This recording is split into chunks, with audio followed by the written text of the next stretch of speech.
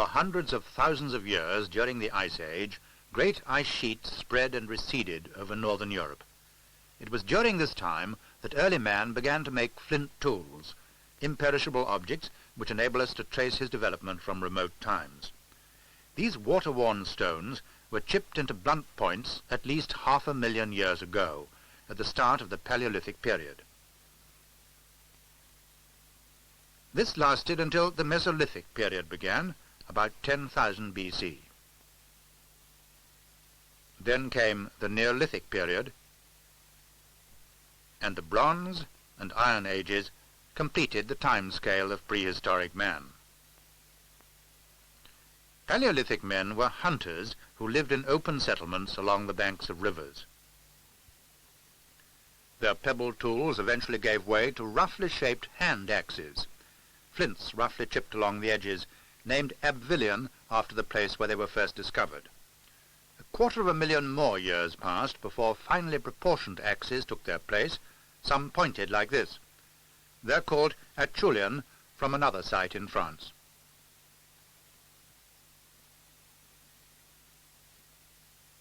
The last cold period of the Ice Age began, and men abandoned their outdoor encampments and took shelter under cliffs and in caves. The deposits they left there have been carefully excavated. From the most recent at the top to the earliest at the bottom, they cover thousands of years of occupation.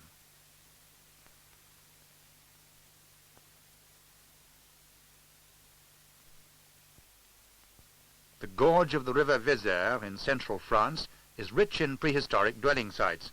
Near Les Aisies, the limestone cliffs made ideal shelters for Paleolithic man. Here he built his huts and lit his fires in the cold winters.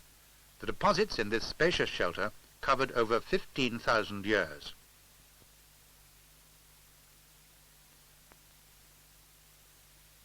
At Les Aisies, where houses are built into the rock shelters, excavations are still being carried on using modern techniques in the hope of adding to our incomplete knowledge of the Paleolithic period.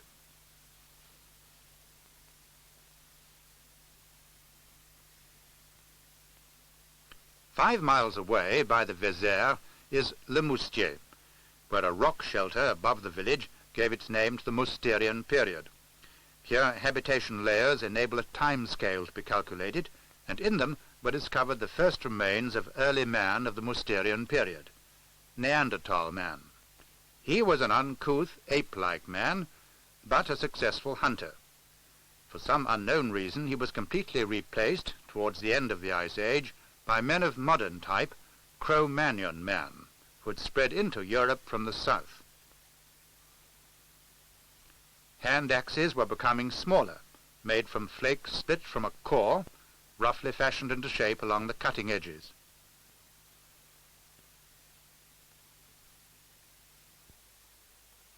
Smaller and more varied tools were used in later Paleolithic times by successive races of these men of modern type. The Ignatians were named after Aurignac in southern France, where a cave site yielded their tools and remains. They hunted herds of bison, horses, and reindeer which roamed the surrounding grasslands.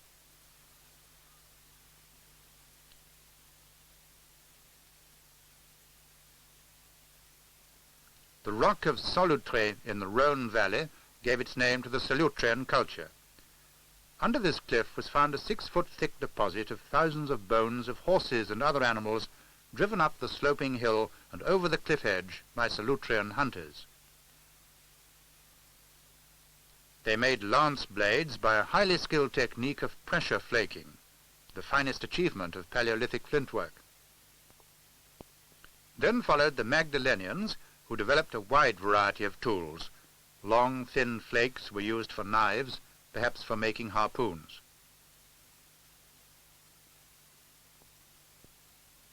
Notched tools were used for shaping wooden shafts. They made scrapers for cleaning skins,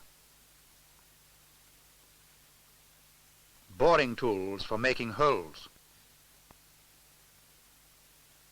and pointed tools for engraving. wonderfully carved and engraved bones and antlers depict the animals the Magdalenians hunted.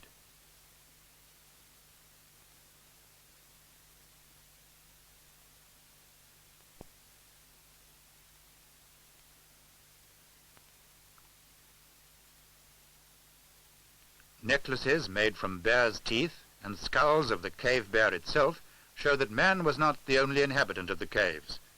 In almost inaccessible galleries, over 12,000 years ago, he drew, painted and engraved the animals he knew so well: bisons and bulls, horses and cows, reindeer and stags.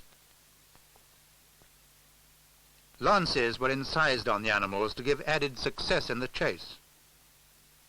Strange symbols of sympathetic magic appear, and many of the hunters left imprints of their hands. This remarkable clay sculpture of 2 bison was discovered deep within a cave in the Pyrenees.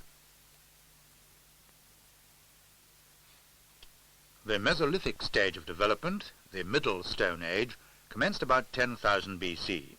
It was a site in southern France, Mas d'Azil, that gave its name to the Mesolithic culture of the Azilians, a hunter-fisher people who lived in this cave cut right through the hillside.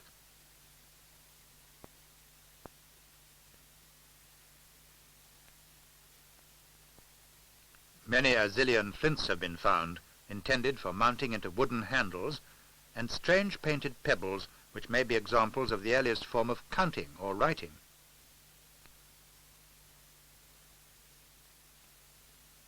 South of the Pyrenees, along the east coast of Spain, cave art continued, but it was of a different kind, and the artist probably came from North Africa. In the Val Torta are shelters with scenes painted in red and black. This restoration of a hunting scene shows that bows and arrows were used as well as spears.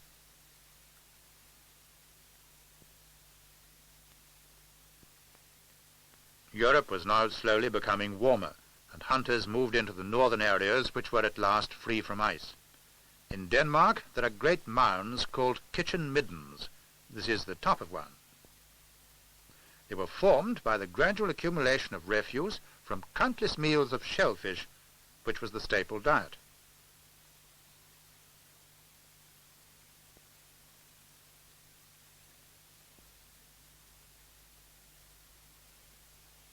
Primitive pottery was found, built up with strips of clay and tools of the Mesolithic peoples, spear points, small arrowheads, and very many fish hooks. The fine flint found in Denmark was used in many ways, for large implements, or for small geometrically shaped pieces for mounting into hafts of wood or bone.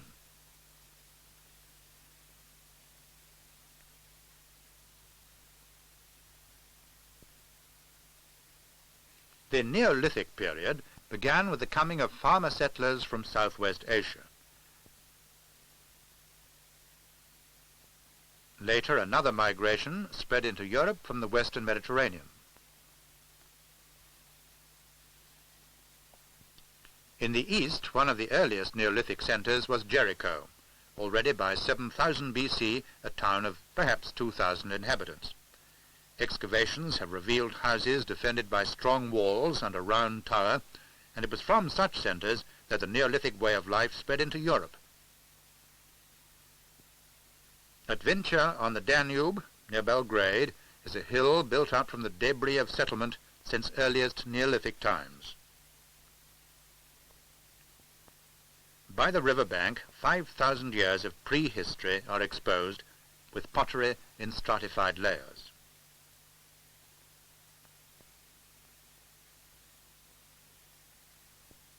The earliest pottery is similar in decoration to that found in Turkey and Greece, and has connections with the fingernail imprinted ware of Anatolia and the painted spirals of Thessaly. In Neolithic times, the art of making stone tools reached its highest level. Axes were ground and polished until they looked like metal.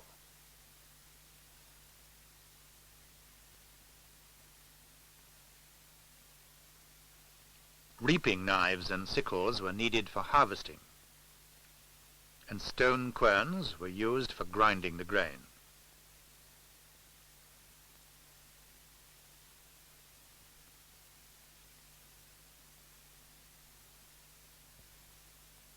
In the western Mediterranean, the earliest settlements of the Neolithic peoples were along the coasts of southeast Spain.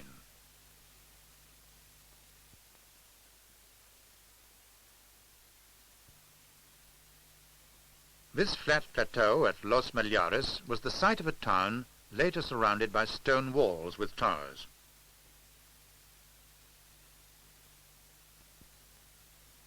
A causeway and an aqueduct have been traced, and oval huts and tombs excavated.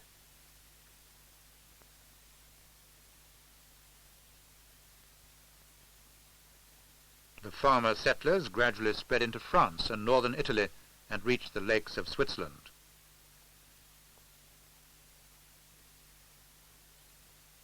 On the marshy shores of the lake of Neuchâtel, remains of their settlements have been well preserved. This is a reconstruction of their wooden huts. They would not have stood in the lake, but on the shores, surrounded by water only in times of flood.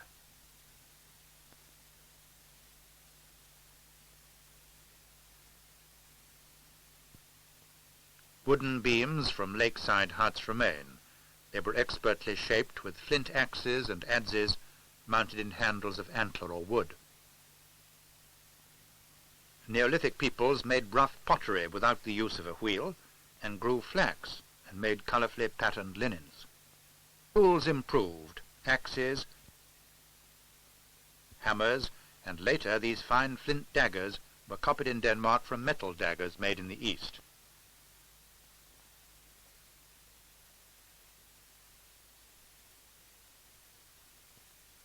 Then, in northeastern Europe, there appeared a warlike people who made beautifully shaped battle axes and who preferred cattle raiding to cattle rearing. And from Spain came a trading people called beaker folk from their distinctive pottery. The battle axe invaders came from the east. The beaker-using people spread from Spain. But earlier in the Neolithic period, in contrast to the actual movement of people, there began a spread of religious ideas connected with the use of massive blocks of stone or megaliths. Megalithic architecture spread from the eastern Mediterranean as far as Scandinavia.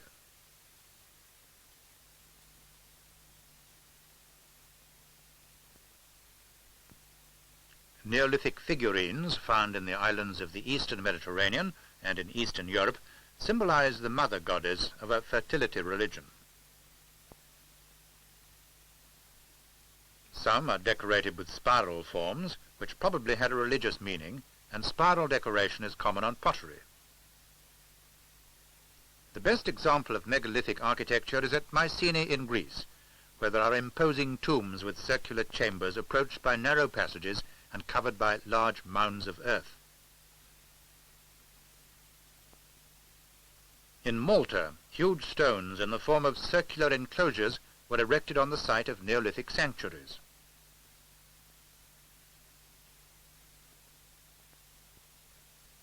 They were temples of the mother goddess, and again we have the spiral design.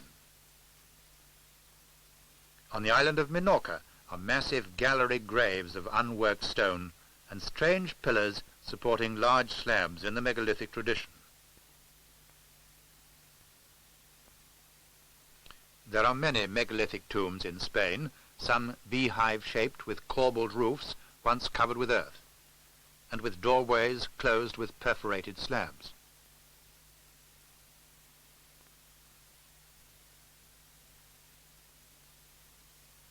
Commanding a fine view near Barcelona is this early tomb with its earth covering removed. Brittany has many chambered tombs and standing stones. This huge tomb is 250 feet long. Near Karnak are remarkable parallel lines of standing stones. They date from the later Bronze Age and stretch away 2.5 miles across the Breton countryside, a line towards the midsummer sunrise.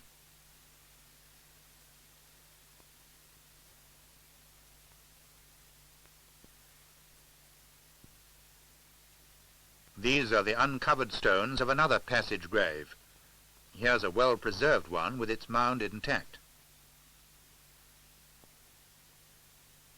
Inside these tombs are many carvings, zigzag lines, figures of the goddess, a spoked wheel for the sun, and the ship symbol, perhaps made by men who travelled across the sea to Britain, where on Dartmoor are avenues similar to those in Brittany. There are over 1,000 megalithic tombs in Britain, such as those that stand near the River Severn.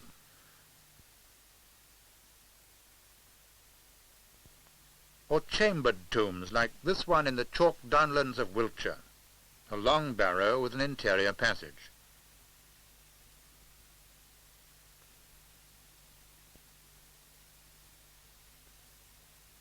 Nearby is the best-known megalithic monument, the circular temple of Stonehenge. Built on a Neolithic sanctuary, it took its present form in the Bronze Age, a superb culmination of the westward spread of megalithic architecture. There are similar tombs in Ireland, such as the enormous passage grave of Newgrange, its stones carved with the familiar spiral. At Clava in Scotland are these round-chambered tombs with dry stone walling and vaulting like those in Spain.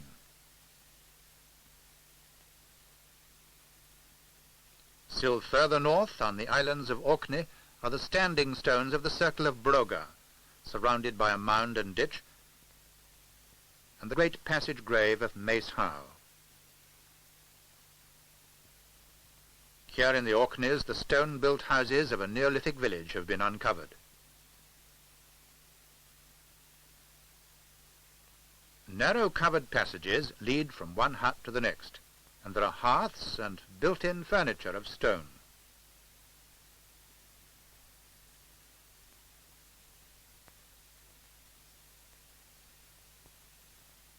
The megalithic movement reached its limits in Scandinavia. This single chamber of a destroyed round barrow overlooks the central trackway of Jutland, which with the onset of the Bronze Age became more and more used for trade.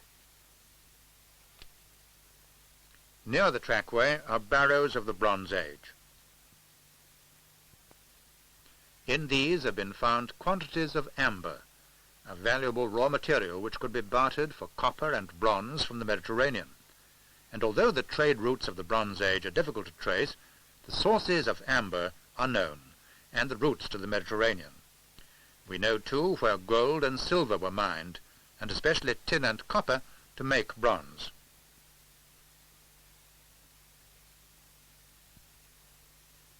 The metal traders from the east brought new ideas, and we find carvings of their ships and of the sun wheel, and there's much evidence of sun worship, such as this golden sun chariot found in a Danish bog. Hoards of bronze left by wandering metalsmiths have been unearthed. These bronze workers became highly skilled. The first objects made from metal were probably tools, and the axe developed into the fine socketed type.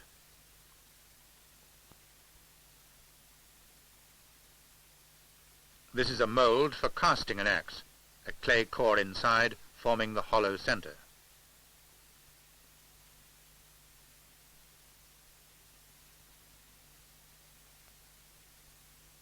Fine pottery was now being made, such as these vessels for storing grain. This one from Denmark is beautifully decorated. Reconstructions of Bronze Age bowls show how colourful they must have been.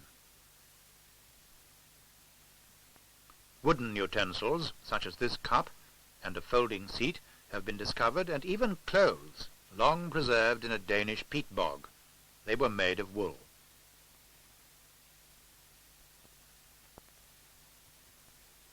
Iron began to replace bronze in Europe about 800 BC, and Hallstatt, near Salzburg in the Alps, has given its name to an early Iron Age culture. On the shores of a lake, the village of Hallstatt is famous for objects found in an ancient cemetery in a valley above the houses, which give evidence of the changeover from bronze to the use of iron. Very little of the ironwork remains. These iron swords of a later culture had sharp and tempered cutting edges. Iron spearheads replaced the old flint types. But bronze continued in use. Hallstatt metalwork shows craftsmanship of a high order.